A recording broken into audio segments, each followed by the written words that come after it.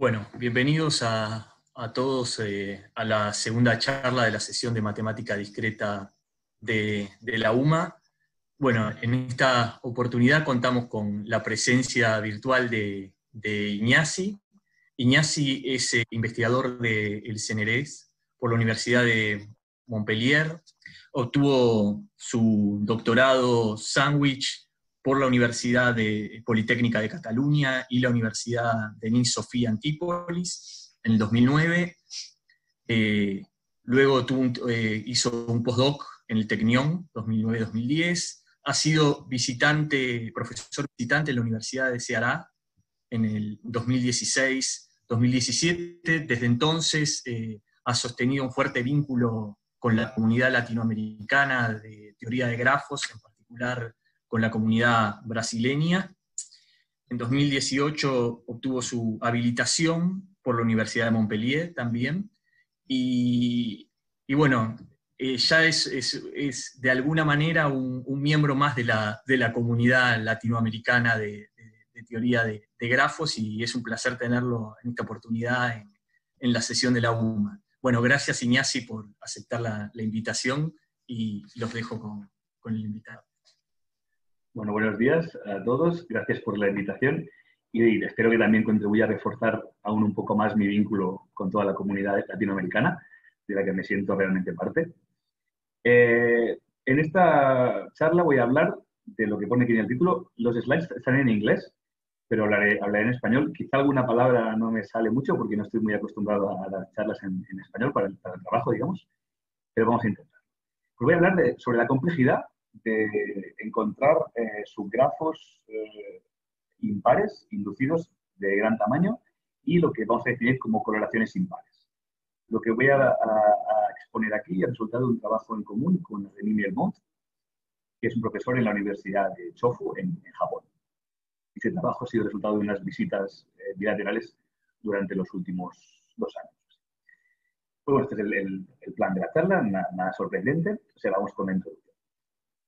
En esta charla voy a hablar de grafos pares e impares. Pues un grafo par es un grafo cuyos vértices tienen todos grado par, y respectivamente un grafo impar es uno donde todos los vértices tienen grado impar. Hay un viejo teorema de Galai, de hace ya bastantes años, que dice lo siguiente, que es todo grafo, el conjunto de vértices de todo grafo se puede particionar en dos conjuntos, B1 y B2, tal que G1 induce un grafo par y B2 también induce un grafo par.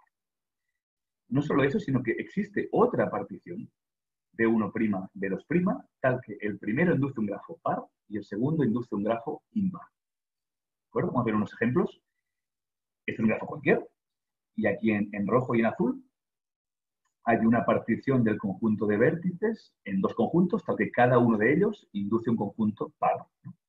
Aquí puedes comprobar que, por ejemplo, el grafo rojo tiene grado 6, 2, 2, todos son pares, y el azul, los dos tienen grado 0, y consideramos que 0 es un número par. Y aquí a la derecha hay otra partición del mismo grafo, pero ahora en un conjunto impar, dado por el rojo, y en un conjunto par, dado por el azul, que también en este caso tiene grado 0. El hecho de que los pares aquí sean siempre 0 es casualidad del ejemplo. Aquí tengo otro ejemplo donde aquí tienes dos particiones. En la izquierda, en dos conjuntos de vértices, cada uno induciendo un grafo par, y en la derecha el rojo induce un grafo par y el azul induce un grafo impar. Aquí cuando hablo de grafos inducidos, quiero decir que cuando escojo un conjunto de vértices, estoy obligado a considerar todas las aristas entre ese conjunto, ¿de acuerdo?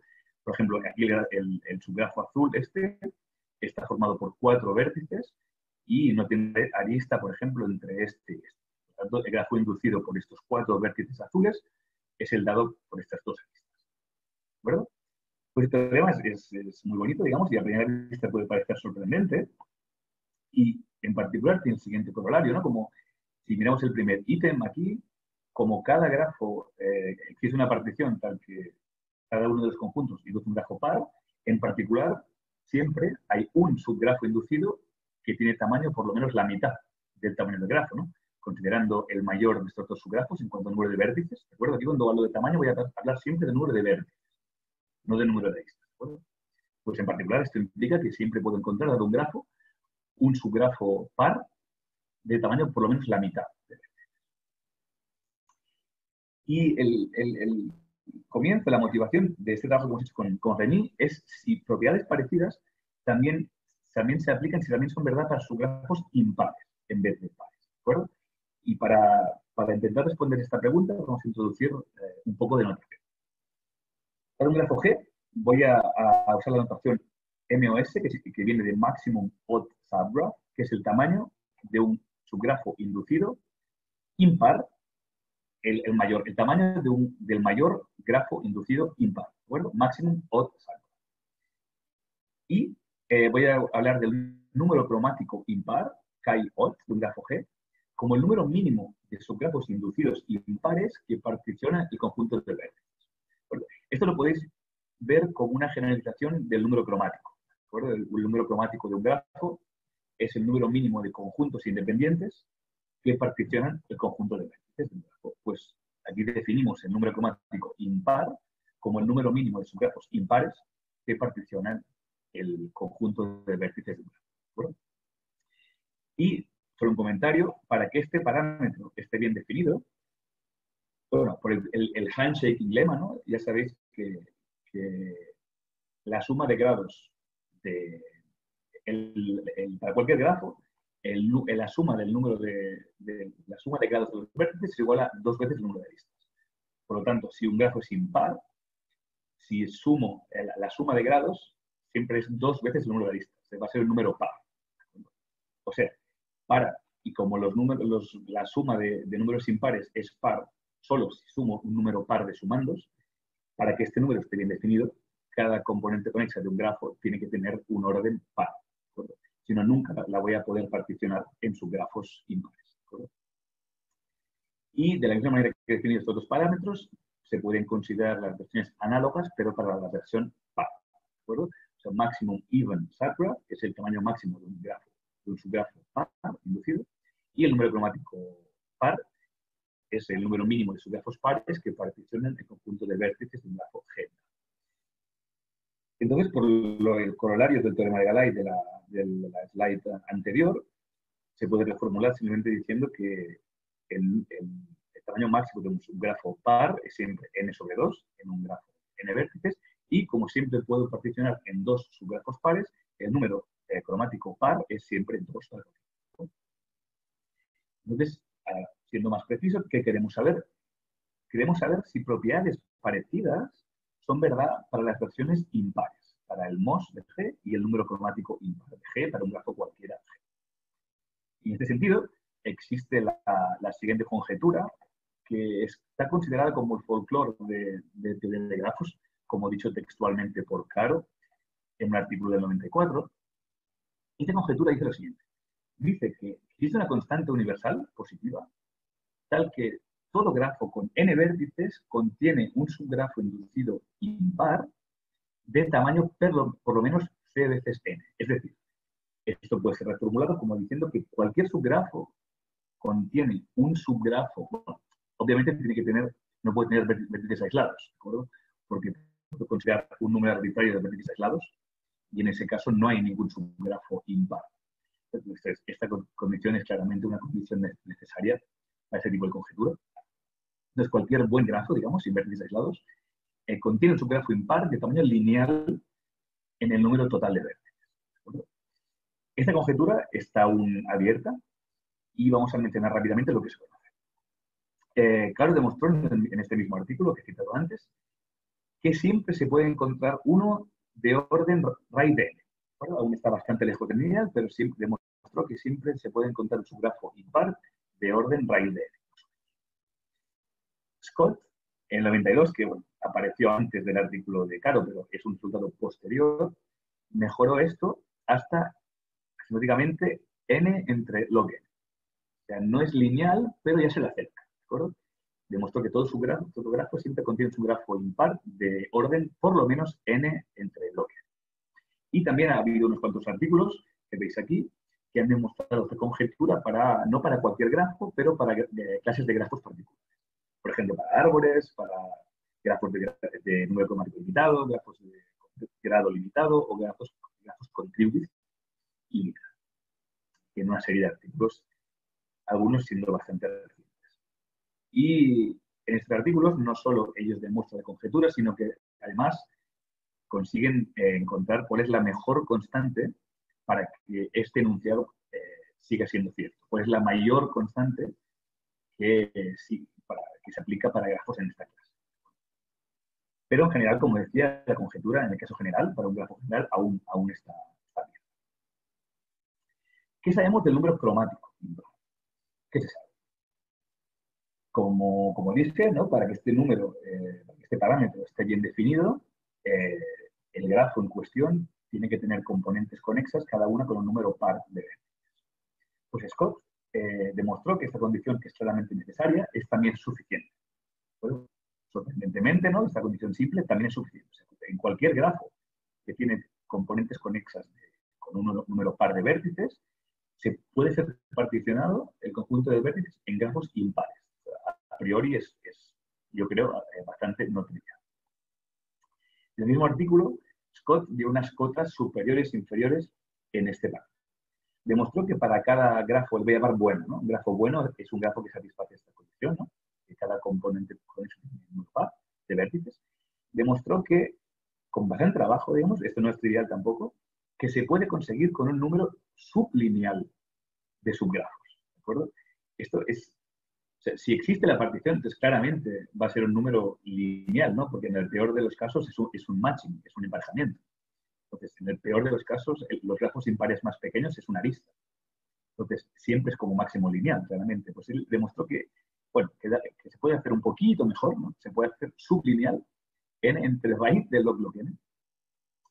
Y también demostró, es un momento muy interesante, que así como en el caso par ya hemos visto que siempre se puede hacer el teorema de Galai con dos grafos, aquí Scott demostró que existen grafos con n vértices tal que se necesitan asintóticamente raíz de n subgrafos impares para gestionar el conjunto de vértices.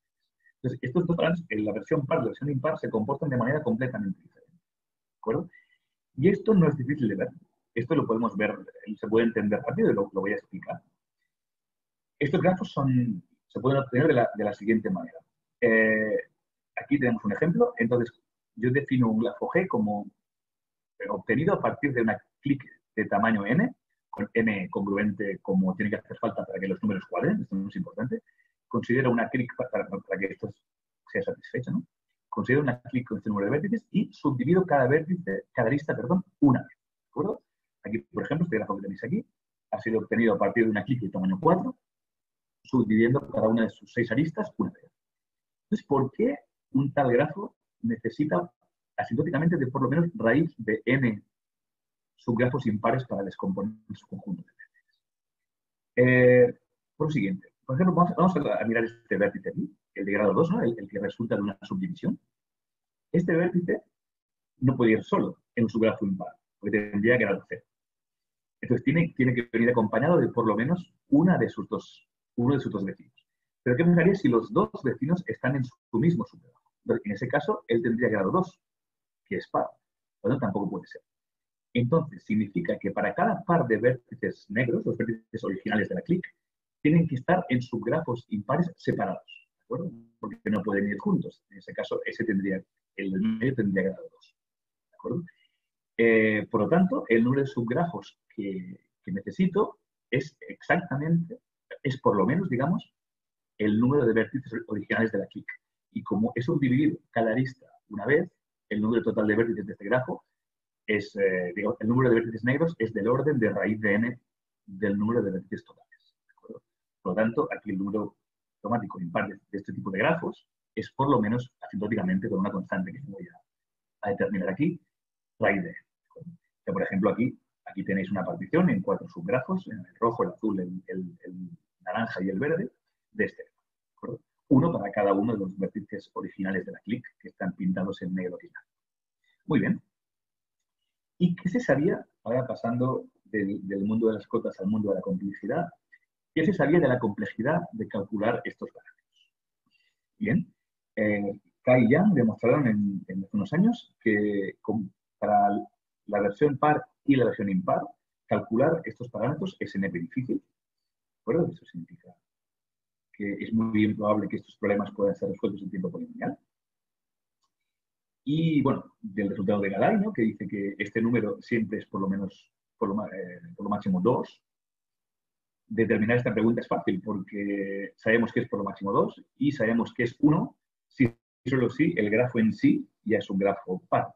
Que eso se puede simplemente determinar en tiempo lineal simplemente mirando los lados de todos los vértices, ¿no? Ese es el problema fácil.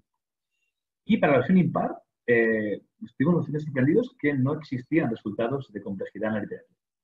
No, la complejidad de calcular este parámetro no había sido estudiada antes. Y nuestro objetivo en particular es concentrarnos en aspectos computacionales para calcular los parámetros correspondientes a la versión impar. Es decir, el tamaño máximo de un grafo impar y el número cromático. Y vamos a pasar ahora a qué resultados hemos obtenido en este trabajo junto con Remy. Primero, en lo que concierne la complejidad de calcular el número cromático impar de un grafo, hemos conseguido demostrar la siguiente dicotomía. Dado un entero Q, por lo menos uno fijo, hemos demostrado que decidir si el número cromático de un grafo G es por lo máximo Q es polinomial si Q es por lo máximo es 1 o 2 y NP completo en todos los otros casos, a partir de 3. ¿De acuerdo?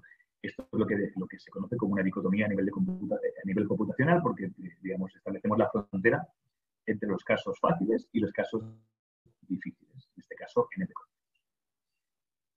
Muy bien, pues como ahora que sabemos que calcular estos parámetros es NP difícil, en particular nos concentramos en la complejidad parametrizada de calcularlos. Aquí en esta charla no voy a hablar de complejidad parametrizada. Esta es mi principal área de investigación, que es un área muy activa dentro del mundo de la complejidad y consiste básicamente en identificar parámetros relevantes de un problema y estudiar su complejidad en funciones. Entonces, en particular, en este problema nos hemos concentrado en lo que se llaman parámetros estructurales. También aquí, sin entrar en detalles en esta breve charla, déjenme solo enseñar este esquema, este diagrama aquí, que sin entrar en decir qué es cada cosa, aquí hay un conjunto de parámetros, digamos, célebres de grafos, como el número de vertex cover o el click width o el tree width. Y aquí esto lo que significa es que si uno está por encima del otro, significa que, por ejemplo, cualquier clase de grafos que tiene tree depth limitada también tiene path width limitado. Pues aquí la relación de mayor y menor de este POSET está definida según esta relación. ¿De acuerdo? Por ejemplo, el click width o rank width, que son equivalentes según esta definición, están arriba del todo porque significa que si cualquiera de estos parámetros aquí está limitado por alguna constante en una clase de grafos, en esta misma clase de grafos el click width y el rank width también están limitados. Entonces, desde el punto de vista de obtener algoritmos parametrizados, un resultado en función de estos parámetros se considera mejor en el sentido de que las clases de grafos que tienen este parámetro limitado es una clase de grafos mayor que la clase de grafos que tienen cualquier de estos parámetros limitados. ¿De acuerdo? Y por eso, en este resultado nos concentramos en estos parámetros. En particular, en el rank width, que no voy a definir, tampoco hace falta para esta charla. Entonces, ¿qué demostramos? Demostramos que estos dos parámetros se pueden calcular dado un grafo de n vértices en este tiempo. Una función que depende solo del rank width, en particular una función que se llama exponencial simple, porque depende exponencialmente del rank width, veces un polinomio multiplicado por un polinomio que depende del tamaño total del grafo.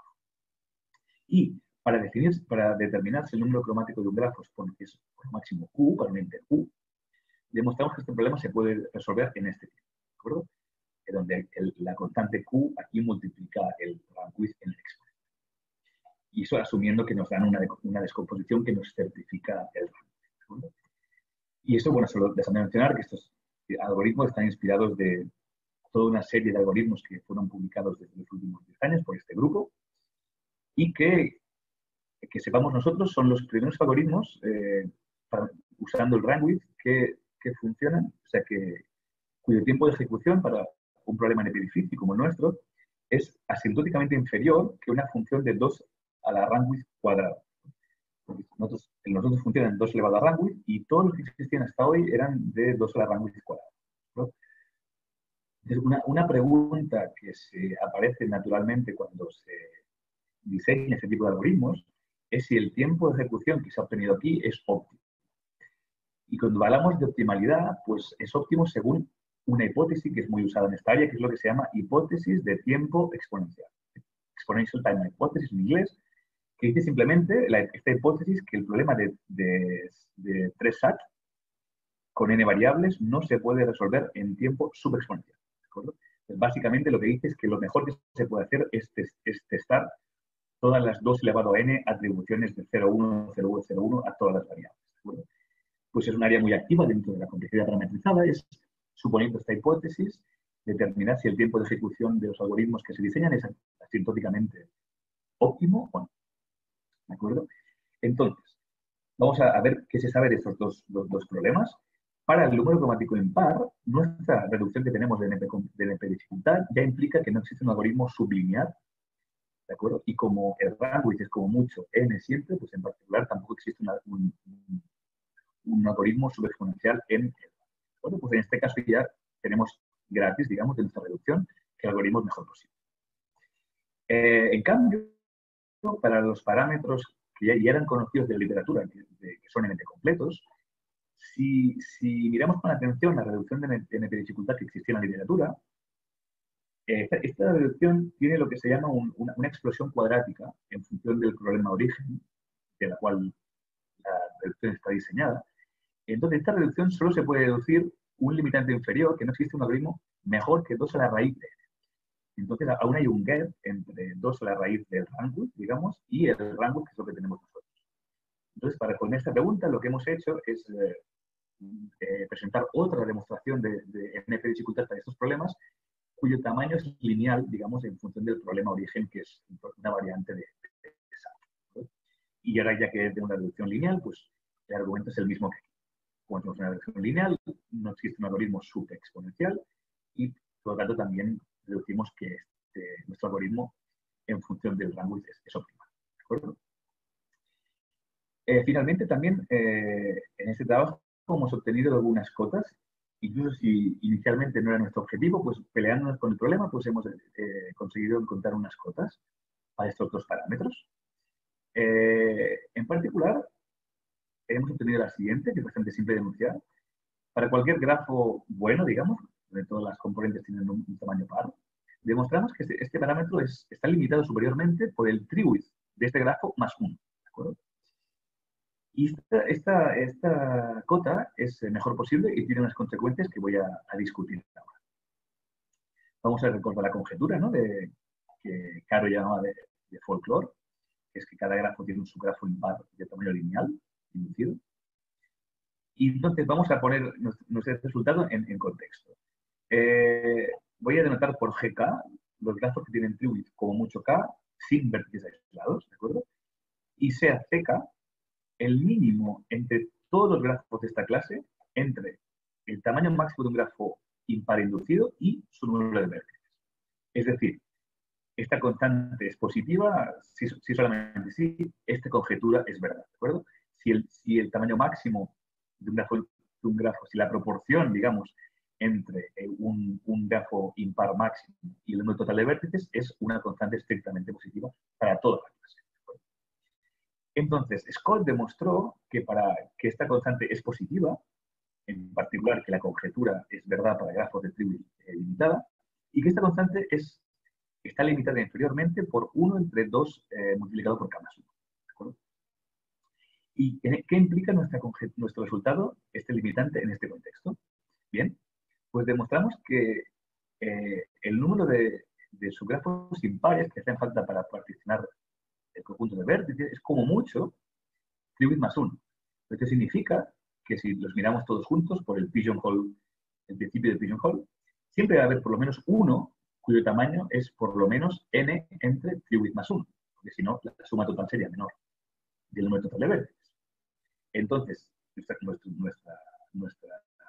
limitante, nuestra cota, implica que este parámetro es por lo menos 1 dividido entre el tree-width más 1. Le he llamado tree-width K. ¿De acuerdo? Entonces, esto mejora de un factor 2 el mejor limitante que se conocía, que demostró Scott hace bastante. ¿De acuerdo? Entonces, otra cosa ya, hablando de nuestros resultados, Como hemos dicho, esta es la conjetura otra vez, al final ya las haremos de memoria.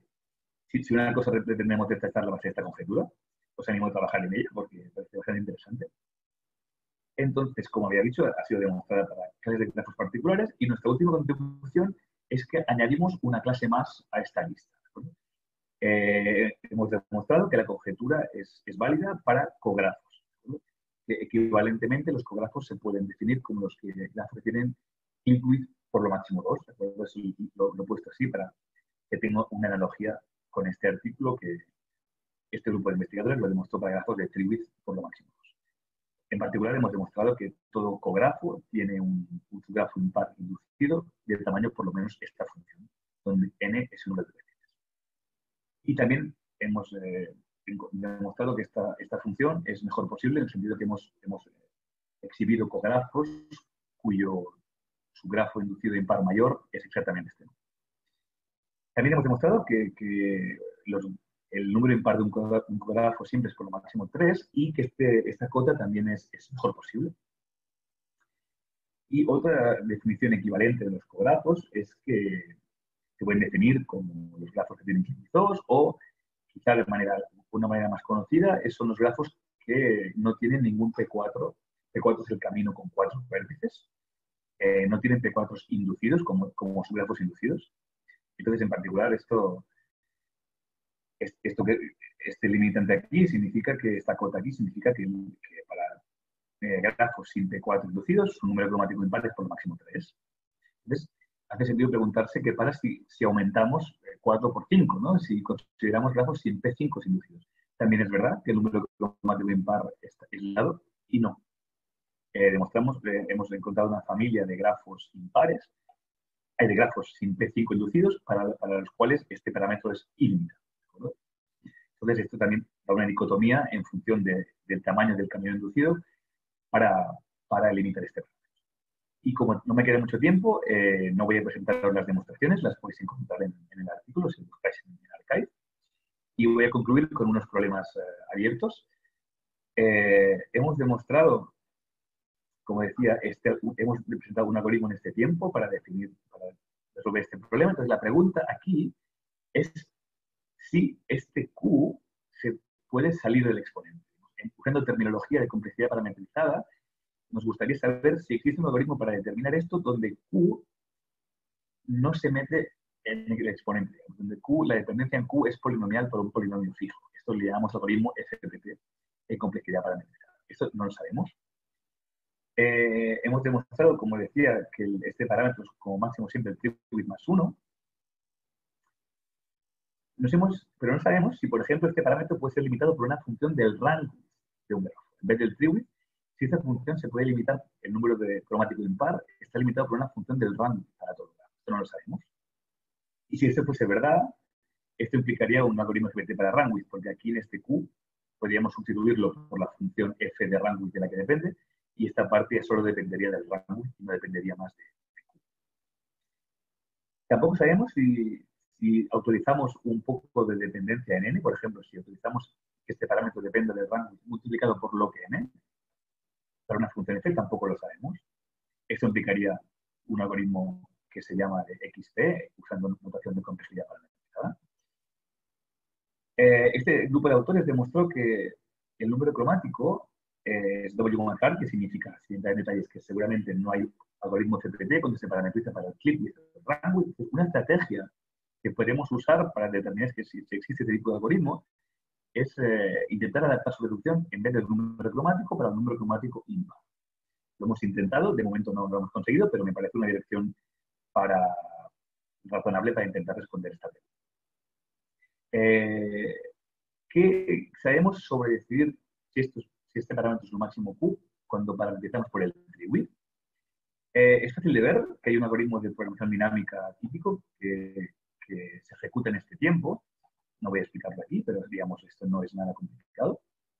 Y como sabemos que Q es lo máximo triwidth más 1, este en particular implica este algoritmo. Y es fácil demostrar, hemos conseguido demostrar que este tiempo es óptimo si suponemos la hipótesis de tiempo exponencial. Entonces, lo que sería interesante es determinar si estas constantes aquí también son las mejores posibles. Si se puede hacer, por ejemplo, aquí 1.5 o aquí 1.25 medios. Y para esto sería razonable asumir lo que se llama de la strong ETH, que es la hipótesis de tiempo exponencial fuerte. Y con la última referencia que haré, el teorema de Galai, que es que sabemos que cualquier grafo tiene un subgrafo par de tamaño por lo menos la mitad. Desde el punto de vista parametrizado, sería interesante considerar la parametrización sobre el exceso de un grafo par inducido respecto a la cota inferior que sabemos que existe. Aquí no sabemos si el problema sería FPT o... Y para la última cosa que quiero decir es que estos problemas que hemos considerado aquí se pueden considerar como la versión de paridad de problemas clásicos como el problema de Q-correlación o el problema de conjunto independiente máximo. Entonces creemos que hay otros problemas como dominación o como clic, por ejemplo, que podrían ser considerados también con esta versión de paridad par-impar y que sería interesante estudiar su complejidad computacional. Y esto es todo. Gracias por vuestra atención digital. Bueno, muchas gracias, Iñasi. Un aplauso virtual. Tenemos un espacio para preguntas.